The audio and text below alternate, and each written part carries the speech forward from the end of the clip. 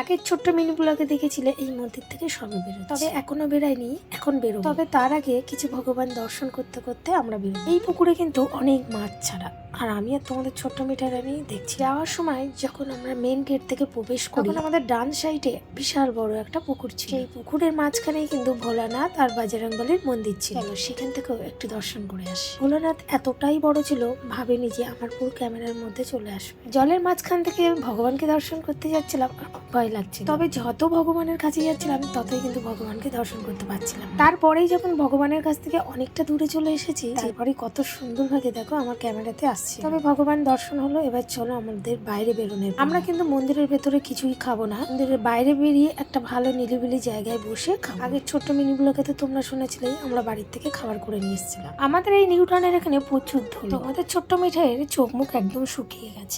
সকালবেলা এসেছে আর কিচ্ছু খাইনি, ওই জন্যই আরো শুকিয়ে গেছে।